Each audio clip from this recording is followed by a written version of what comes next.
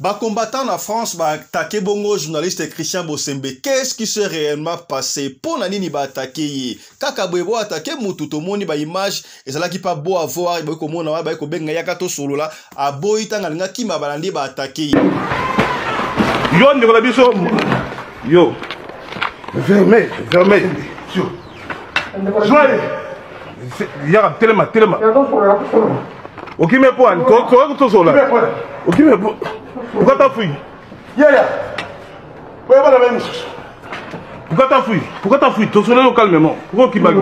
Et c'est là qu'il a 6h30 précis, tant avion et qui t'a qui bongo na aéroport à Francfort en Allemagne. Et pas wapi président fédéral, il y a Afrique australe, il y a regroupement, les progressistes et les sénateurs Sami Badibanga. Moi Namboka, Kiko, Lokoro, Lambert, Ayaki Bongo, qui installé ba chef d'antenne na Europe. Ba chef d'antenne, bah, qui est installé déjà na Allemagne, a installé na Belgique, na France, et puis Azoro Kende Mekimjut na Canada pour qu'il est bon qu'on installe ba chef d'antenne. A profité couper sa merci na notre autorité morale, son excellence, monsieur le sénateur Badibanga Tinta, na confiance au ya pesa kingai ya koya ko placer ba chef d'antenne na niveau Europe.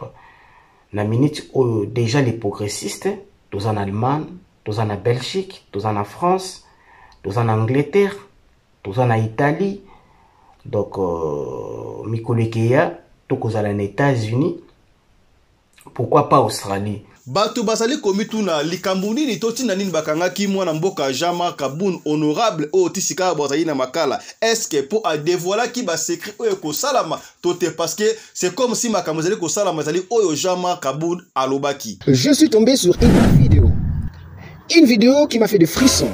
Une vidéo de Jean-Marc Aboun. Une vidéo sur laquelle je me suis posé la question de savoir si Jean-Marc Aboun était-il arrêté pour avoir dévoilé le plan tshisekidiste. Et je vais vous laisser suivre la vidéo si vous allez comprendre ce que je suis en train de comprendre. J'ai été opposé à plusieurs dossiers. Je viens d'évoquer ici les dossiers élections. Quand j'ai appris tout simplement qu'un plan s'est tissé autour du président Félix pour gagner des ans de glissement, remettre tout le monde dans la gestion, Batu babitu na kapona nini pare batu basalaka contre tribu ya bakasaya, on ne sait pas si basalaka contre to balobaka makamesa la vérité. To moni bongo pichi banda to yebite na conférence to aller ko sala humour to conférence a expliquer d'après pona nini batu peut-être balingaka te tribu ya bakasaya. Qu'y a-t-il de si mal? Qu'est-ce que nous avons fait pour aider collectivité, fiston, tous s'abonner massivement, c'est validé. Mobali mbinga na munangolo aboya hydroquinone soki ezotambola basheri bazokwea mayanga na retrouve douce tendresse affection epa na yo nasalelo nini mpo ndimake na kupendaka sana shitakwacha pelende wenjoro. Pour l'habillement des classes de vos enfants, pour l'élégance de vos enfants, désormais, visitez le magasin Little People Shop chez Mama Charlotte Caputo. Little People Shop chez Mama Charlotte Caputo, l'habilleur officiel de vos enfants. Awa et pas Mama Charlotte. Moi namboka, bon monake, ba namboka, congolaise, tala biloko ya kosala, et pas bapaya. Acheli biso bilamba. Banda de 0 à 3 mois, yango yo. Soto yawa de 6 à 9 mois. Toke wana de 9 à 12 ans. Toza na nyonso. Bana mibali na bana basi. Soto yawa. Bomoni oya bana basi. Ndenge mwana zo putsana.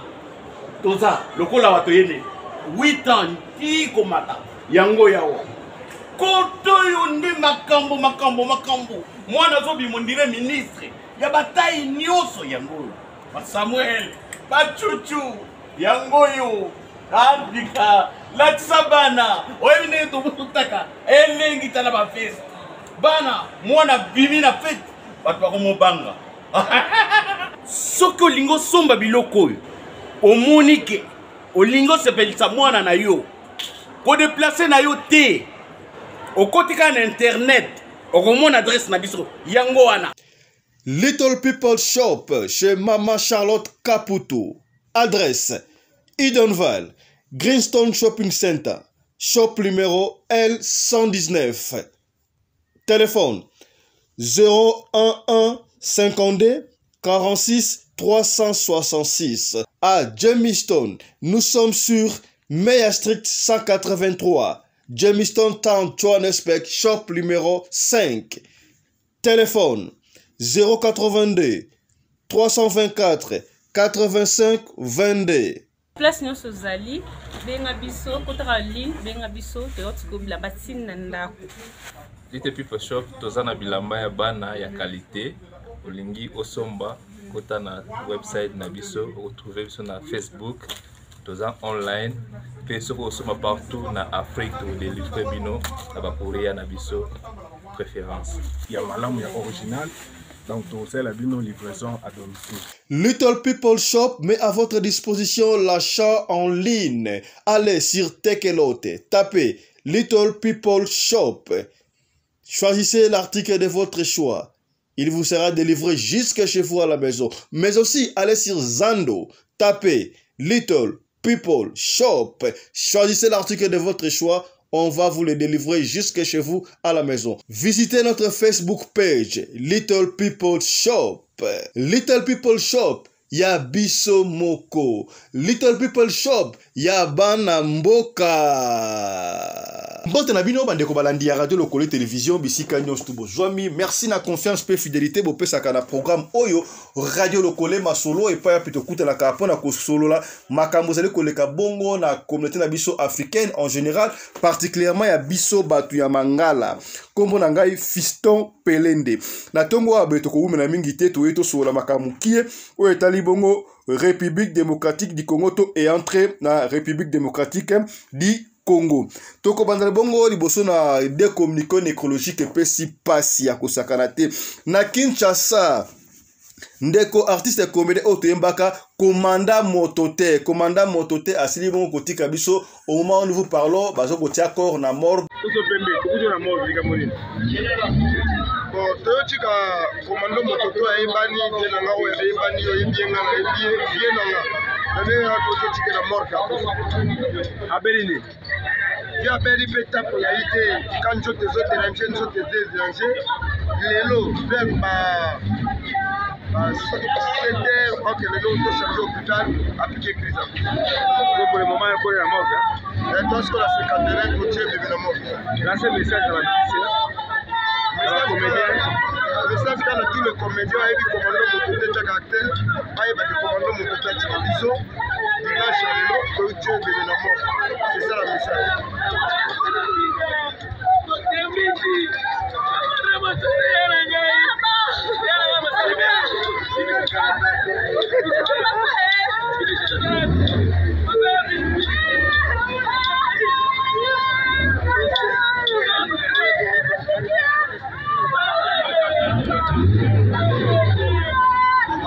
Madame.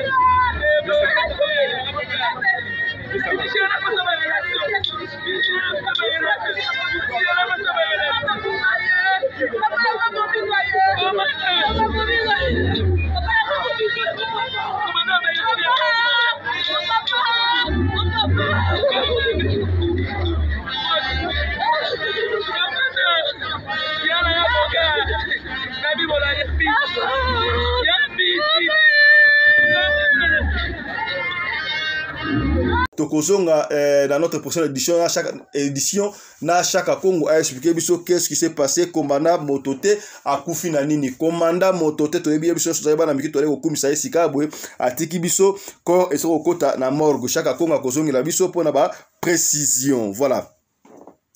En Afrique du Sud, frère racheté à Tikibiso, vous voyez comment la photo, on a frère racheté à Tikibiso, à Koufi Nini, frère racheté, Moutumo, comme à l'âme, en Afrique du Sud, Mobimba Baebiye, précisément, na Johannesburg, il y a Moutouassa, distributeur, il y a ba CD, il y a ba musicien chrétien, il y a Moukiliba théâtre, il y a tout, à Bongo, na Piccadilly, shopping center, tout centre commercial, Moko, Zalaka Bongo, na Yoville. À Kendaki, Kotali, sa tension, kaka na hôpital, Moko, Songolo, na Johannesburg, tanga ke kosali sa tension, akendaki ye moko mais azongi te na tongo bali ko benga l'après-midi kemboya mutu na bino akufi akufi ndenge nini et comme baka ebele bato ba okenda na hôpital bango mo bali kozonga te est-ce que tozongi lisusu na tango ya maladie oyo etungisaki biso tosengi na bino bandeko soki muninga ayoki mwa nzoto malamu te mwa kokoso na nzoto papa to mato mwana kenda kana muninga botika baninga te bazonga bango moko sika boye toyebi te kese réellement ndeko na biso frère racheté akufi na tension to qu'est-ce qui s'est passé pour akenda ki yemoko na hôpital. Au nom de toute l'équipe de la radio Le Collet, nous présentons nos très sincères condoléances à la famille des Congolais d'Afrique du Sud, précisément de Djobou, mais aussi à la famille de l'illustre disparu. Nous allons revenir, dans le détail à communiquer à Bob Sek avec mon ami personnel, commandant Congo Anderson de Djobou, la voix digitale Tokozo, on a coupé ça bien au programme Yamatanga, il y a frère Racheté Ndenge Ekozala. Yambo to solo la makambu ya confrère na biso journaliste Christian Bosimbe o ba attaqué na France to kopé sa vie personnelle na biso pourquoi est-ce qu'il a été attaqué to ko solo la ngo metika to développer na nous ba titre autre pesibino likolo kuna. Lelo c'est comme si to kolomba mingi o etali ekolo et mingi ça a trait na politique il kambute mais to komeka ko solo po awa to solo la makambu nyonso tout ndeko soki okoti o s'abonner et sengi na yo pe oyebaka makambo nini ezali koleka na mboka na yo Congo démocratique oza na Kuala Lumpur oza na France oza na Nantes oza na wapi na États-Unis d'Amérique esengeli na yo kasi oyebaka pe mboka na yo makambo ezali kotambola ndenge nini.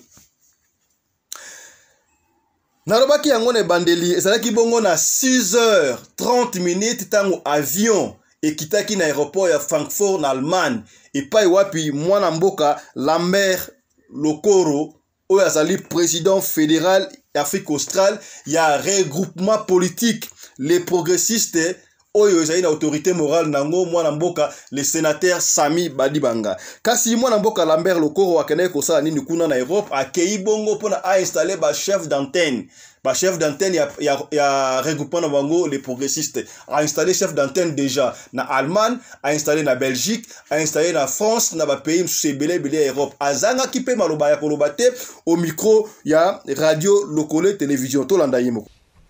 Voilà, Fiston Pelende, merci beaucoup parce qu'à niveau Europe, awa batbazo landa kayo trop, donc radio Le Collet très fort toujours. Na profité qu'on sa merci na notre autorité morale, son excellence, monsieur le sénateur Badi Bangatinta, na confiance au ya pesa kingai ya koya ko placer ba chef d'antenne na niveau Europe.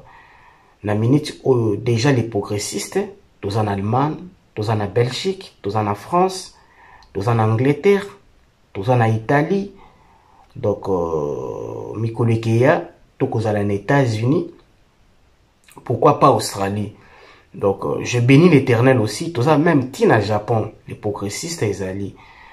Donc on a profité peko ça l'appel na bandeko na biso ya ba Congolais tout s'enrôler massivement bandeko na ngai, tout s'enrôler massivement, tout soutenir idée malamu au chef de l'État zanango, son excellence monsieur le président Félix Antoine Tshisekedi. Ozomona même tala lelo na Afrique du Sud, ba komo ko pesa biso valeur, hein? Asombeli biso ndaku o ezali ambassade na biso soko koti kuna ndo komona Congolais azui valeur donc to komi kozongi sa valeur oyo donc komi kozongi sa biso valeur o Congolais azalaka na ngona tango kala pourquoi pas te soutenir vraiment na ba idée kitoko azanango na profiter vraiment ko pesa mbote sous na bandeko na biso ya est bandeko na biso ya est tozana bino toujours together tozana bino dans motema na biso eza wana pona bino toza wana tobondela kape pona bino avec Dieu vraiment nous vaincrons et na Yesus ko pesa merci dans notre président national Didier Nonso, que Dieu vous bénisse papa na oyo zosala mosala zosala ezomona na miso bato tika tenzambe apambola yo avec Dieu nous vaincrons. Toti kalaka na makambu ya politique toyebi ke mwana mboka l'honorable Jean-Marc Kabunde oyo asala bongo alliance pour le changement bakanga kiye par rapport ya discours to ya sortie officielle à partenaire asala maki bongo na ndako na ye ba propos atenaki balobaki Hier, avant de attaquer le président de la République, on ne peut pas réfléchir sur le discours. Voilà, Kassi, bisto fouillé dans le passé. Nous sommes allés gratter. Bande que va gratter, puis on a batali, va sélectionner. Pourquoi est-ce qu'il a été arrêté? Est-ce que Makambu Oyo Jama Kabunda Bande Koloba? Et c'est là qu'il y a solo tout à l'Okuta.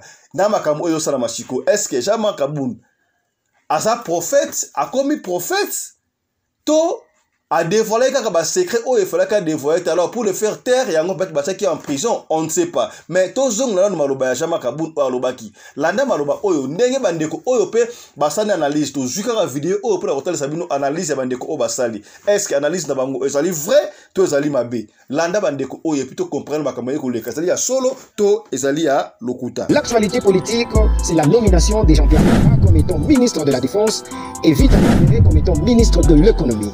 Je suis tombé sur une vidéo qui m'a fait des frissons, une vidéo de Jean-Marc Kabunda, une vidéo sur laquelle je me suis posé la question de savoir si Jean-Marc Kabunda était-il arrêté pour avoir dévoilé le plan tshisekidiste. Je vais vous laisser suivre la vidéo si vous allez comprendre ce que je suis en train de comprendre. J'ai été opposé à plusieurs dossiers. Je viens d'évoquer ici les dossiers élections. Quand j'ai appris tout simplement qu'un plan s'est tissé autour du président Félix pour gagner des ans de glissement, remettre tout le monde dans la gestion, les affaiblir, puis organiser des élections où la tricherie s'était en train de se préparer, Avez-vous bien auditionné la vidéo de Jean-Marc Kabunda? Remettre tout le monde dans la gestion, le remettre à la gestion, les affaiblir, puis organiser des élections où la tricherie s'était en train de se préparer, les affaiblir, enfin que le glissement de 2023 soit possible. Affaiblir qui? Remettre tout le monde dans la gestion, les affaiblir. Jean-Pierre Bemba a été remis à la gestion, Vital Kamerhe a été aussi remis à la gestion pour gagner des ans de glissement. Est-ce que Vital Kamerhe et Jean-Pierre Bemba sont-ils victimes du plan tshisekidiste pour le glissement de 2023? Est-ce que Ezali a solo que batu balinga kaba tribu ya Kasai te? C'est vrai ou c'est faux? Est-ce que Kasai nyo sa kamba le mena Congo? C'est vrai ou c'est faux? Est-ce que Kasai nyo surtout nde azo ko soutenir régime actuel? Tote on ne sait pas. Est-ce que c'est vrai? Tomoni bongo mwana mboka pi Chibanda oyo asala ba scénario ebele, asala ba scénario ebele ya ko dénoncer mabe ya mokili kasi awa tomoni on ne sait pas. Soki ezalaki na conférence, to ezalaki na nini, mais avandi ado ko expliquer pona nini mingi bandeko ebele balingaka te ba tribu ya Kasai na bandeko mususu bakumisaka ba tribu ya ba Kasai mingi. Alors on ne peut pas faire la tinga personnellement pour nanga na mit o na soko linga te batu ba comprendre ba Kasayen batu ya bandundu baluba bandini boy et ça dit comme makaka tribalisme. Pour moi ça n'arrange pas les pays, ça n'avance pas les pays. Mais boyo quand même oya lobaki mais oya lobi wana ngala moni et ça na raison ya cause la te na minute oyo to luka unité ke ya ko sala ngala bengi yango polémique ya ko matcha ba tension ba kambo ya koloba ya ko kumisa tribu songolo to tribu pakala nga personnellement na sepeli nango te bino botanda soki bino bokomoni yango ne bo sepeli nango to bo sepeli nango te boye et ça dit malamu te surtout Pichi Banda tali leader d'opinion. Est-ce que c'est na ye aya ko prôner sikoyo tribu moko to il doit prôner le Congo qui est notre mère à tous. Suivez ça. Qu'y a-t-il de si mal? Qu'est-ce que nous avons fait pour être aimés de la famille? Or nous les Kasaïens, on est un peu des orphelins. On nous hait tellement dans le monde que nous faisons des efforts pour survivre. Quand j'ai terminé mes études, moi, eh bien, c'était Kajiko Kasai Apana. Il y a du boulot, mais pas pour les Kasaïens. Vous avez terminé avec distinction, on vous dit non, les Kasaïens, on a déjà suffisamment de professeurs et on vous refuse. Mais le type qu'on a refusé, alors qu'il a des aptitudes, vous croyez qu'il va dire bon, on m'a refusé, c'est fini? Non. Il va utiliser ces aptitudes-là vers autre chose. Alors à ce moment-là, vous voyez, bien, c'est un écrivain, c'est un ceci, mais vous l'aviez refusé à l'université. Maintenant, on le connaît par un autre canal, il écrit des livres. Or, les livres, tout le monde peut écrire. Vous vous fâchez, écrivez aussi. À force de vivre à côté de la poubelle, vous n'en sentez plus l'odeur. Alors moi qui ne suis pas à côté de la poubelle, j'ai pris du recul. Et je vous dis, ça sent mauvais ici. Et j'ai dit à cette députée-là, le Congo que nous voulons demain, ce n'est pas un Congo où quelqu'un a faim, tu lui donnes à manger. C'est un Congo où quelqu'un a faim, Il mange bien parce qu'il travaille, qu'il gagne convenablement. Le Congo de demain, ce n'est pas un Congo où il est malade, tu lui achètes des médicaments. Non, qu'il achète les médicaments lui-même parce qu'il a un salaire convenable. Un Congo où il meurt et tu l'enterres. Non, il ne doit pas mourir, il doit vivre lui aussi.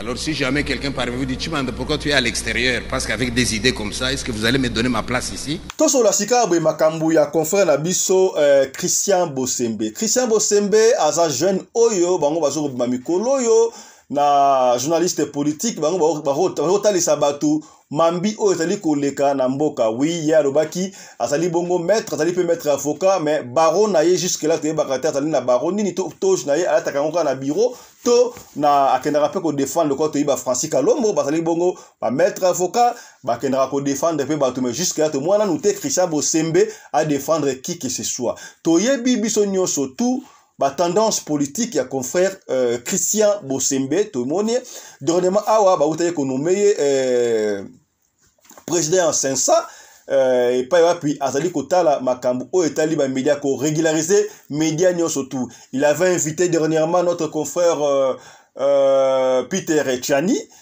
Peter Chani to yebi ba journaliste nyonso tout na Kisasa. Oui, sika boye komi oui les journalistes o bazali neutre lokola ba biso neutre position na biso e ba nakate e ba mbongo na motema ba msusu ba mi bimisa clairement lokola Christian Bosembe to yebi position politique na ye, Peter Chani to yebi position politique na ye, qui encore Israël Mutombo Sango position politique na ye ebani, qui encore baza ebele mwana mboka qui encore oyo nani baza ebele, en tout cas ba journaliste baza ebele, ba confrère baza ebele oyo ba yebani ba position politique na Pero Luara position na yebani baza ebele o baza naître pe baza ebele. Alors le voyage c'est un droit de tout citoyen.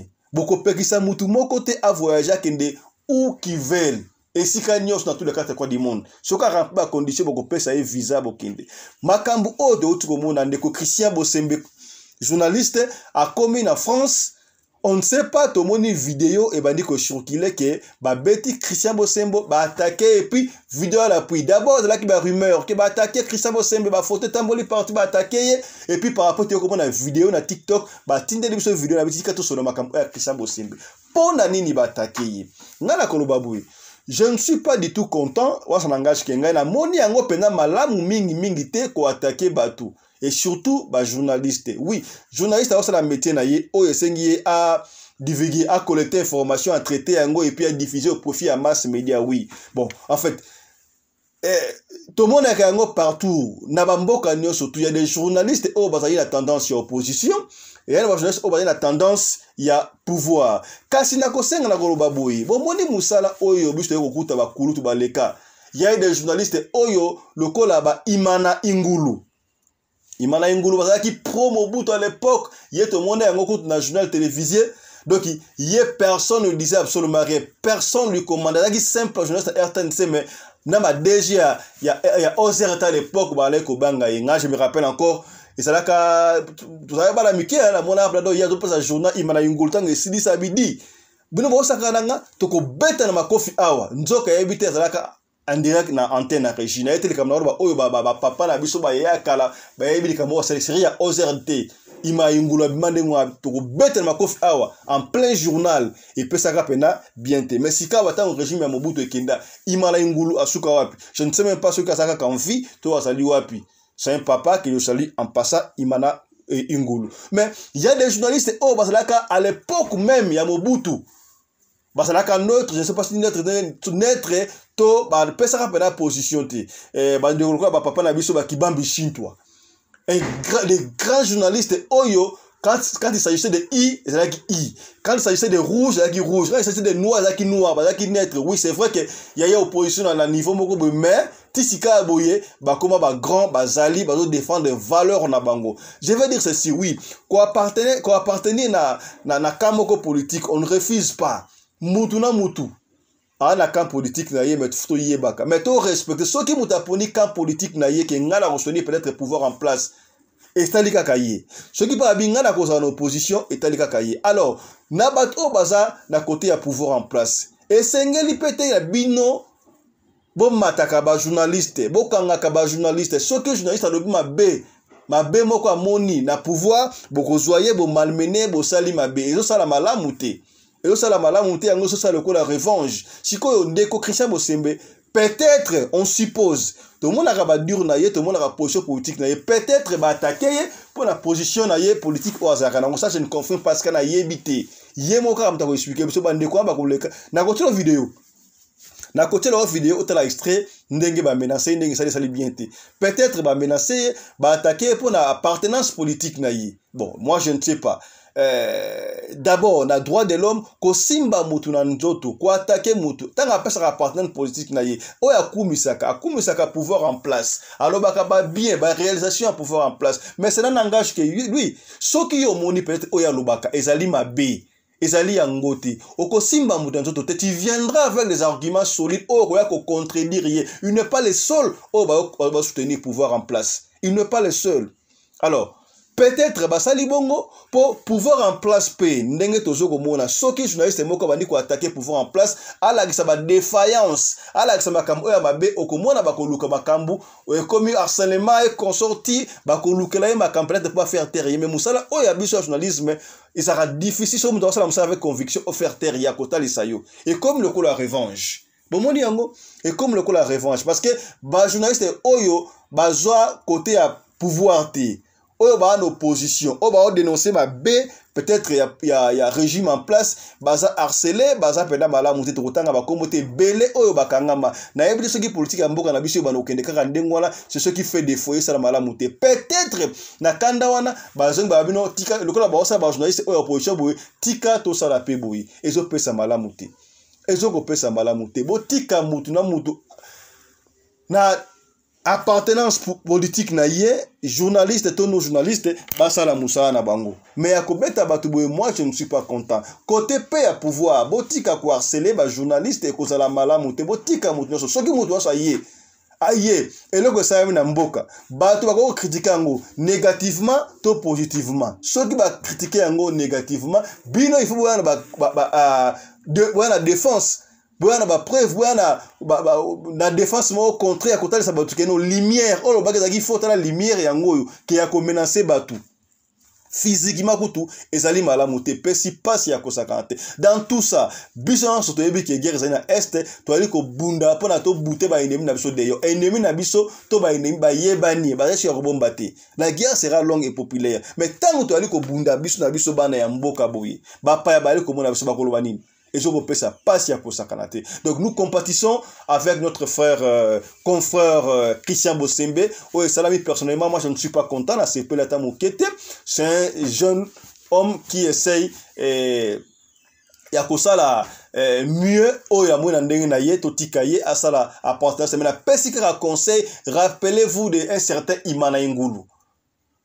Makam oya monde ya média ezali ebele to ko dévoiler yango te passer sali oyo makam oyo etali biso batu ya média on sait mais to linga kapete ko funda na biso surtout bande ko na biso ba confort bana kisasa to tika ko funda na être mouchard n'est pas bon. C'est pas comme ça qu'on nous a appris à l'IFASIC. C'est pas comme ça qu'on nous a appris à l'INA. C'est pas comme ça que prena biso par-ci par-là. Botika mutna mutu mais à jalousie non. Tout ça la bitumba, tous les coups sont permis sauf il y a beaucoup physique sauf il y a bokanga batu te bobeta kapé batu te zo pesa malamu te ba pétition appartenance politique na yote mais bobeta ka batu te bosimbaka te en tout cas nous compatissons avec notre frère Christian Bosembe na sengi na ba combattant oui o salami wana ezali penda malamu te ça langage kengai soki benga bozwa ndeko bozuye.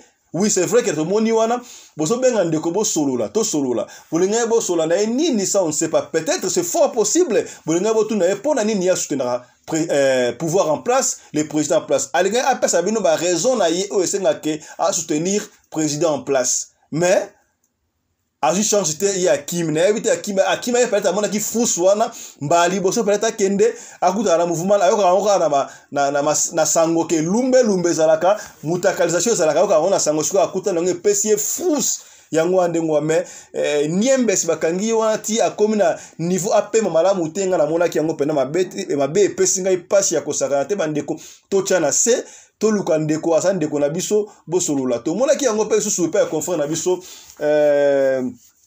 ozaki nani ya musique tant fallait abeta ki bongo na URNA c'était encore qui les noms viendra confrère babeta ki babore ki masuba ça viendra encore les noms et pe ça qui passe ya kosakana te et pe ça qui passe so qui to banda ko attaquer ba journaliste boy et ko sala malamu te moi je préfère bon en fait et ça conseil na pe ça na ndeko ba journaliste mutu na chronique na chronique sportive azali chronique musicale ezali chronique politique et consort surtout to respecter mutu na mutu o sana musana ye sikoyo so qui peut-être Christian Bosembe a soutenir pouvoir en place azana ba raison na ye beaucoup pe qui ça a été ce qu'on a apporté une pierre pardon na pouvoir en place beaucoup pe qui ça a été eza logique na ebotikai Botikaye asa ndengwana. Ce qui mutu mususa inga soutenir peut-être pouvoir y ensemble beaucoup pe qui ça a été. Mutu mususa inga soutenir Martin Fayulu beaucoup pe qui ça a été. Et ça mutu mutata libre opinion na ye musupe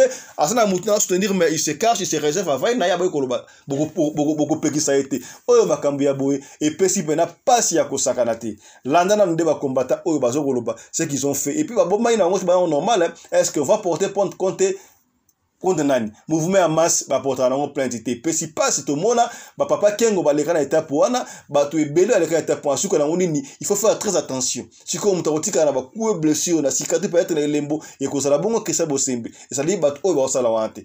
Voilà bandeko et pesi passe ya kosakana te nous compétition avec Christian Bosembo président 500 mais aussi et ça l'occasion de chuter pour ba journaliste mususu to ba no azui ba sali boya beti po kakate akumu saka boete nous compétition ensemble c'est un confrère au to sala ka musala moko et pesi biso passi mais to ba ko sa position et puis to ba makamu to zo ba deva etando wike oyo yango ebomisaka yango ebongisaka et pesi passe ya kosakana te.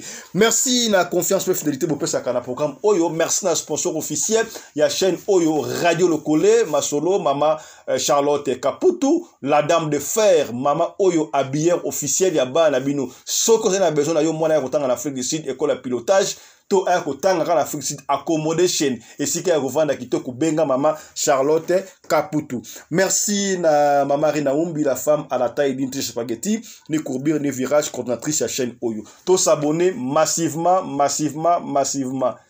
Tokutani prochainement pour la numéro sur Radio Lokole Masolo. D'ici là, portez-vous bien. Santé de fer à tous. Chap chap. Et tchara. Dans le cadre de soutenir la vision du chef de l'État dans les domaines de l'éducation, Mama Charlotte Kaputu, la femme de fer, facilite à vos enfants de venir étudier en Afrique du Sud. Dans l'école de l'aviation, apprendre à piloter l'avion commercial ou militaire, apprendre à piloter l'avion de chasse, apprendre à piloter l'hélicoptère commercial ou de chasse, mais aussi apprendre à réparer les avions commerciaux ou militaires, des hélicoptères militaires ou de chasse en Afrique du Sud. Bandeko, yo mutolingi mwanona koma, pilote commercial to militaire. Avantage yango yo obengi na numéro oyo ya Mama Charlotte ako guide bino ndenge nini mwana na yo ako sala classe ya pilotage. Alors avantage nyonso hébergement minerval olingi mwana na yo ayiba ko bongisa ba moteur ba avion benga Mama Charlotte na Afrique du Sud. Madame Charlotte Kaputu et ses collaborateurs mettent un hangar plein d'avions à la disposition de vos enfants qui viendront apprendre ici en Afrique du Sud. Voler à l'espace sud-africain, devenir un grand pilote commercial ou militaire. Contactez Madame Charlotte Kaputu. Devenir pilote d'un avion commercial ou de chasse n'exige pas un diplôme d'État. Un certificat d'études primaires suffit pour apprendre à piloter l'avion commercial ou militaire. Les appartements confort pour accueillir vos enfants lors de leur séjour ici en Afrique du Sud. Piscine, salle de bain, salle à manger, cuisine, lavabo, tout pour accueillir vos enfants. I stayed here from 1 year ago. People coming from Congo, you're very welcome to come here in South Africa. It's a Mama Charlotte space, very beautiful accommodation, They take very good care of us. Bino batu boyebi anglais te. Alobi boye. Grâce à maman Charlotte, lelo yo ba Tanzanien bazo yekola avion, baza mi balé, mwasi na mobali. Et bongo bino na Congo. Bozo zela nini? Pour tout contact, appelez-nous au plus 27 82 32 45 522 ou encore contactez Radio Lokole Télévision au plus 27 61 88 58 455. Papa, maman, moi nanoya koyekola kopusa avion militaire peu commercial, hélicoptère militaire peu commercial, kaka na certificat d'études primaires. Et bongo yozanga, hâtez-vous car les places sont limitées. Maman Charlotte Caputo, la femme de fer, Tokumisa Yondengenini. Merci pour l'opportunité, maman.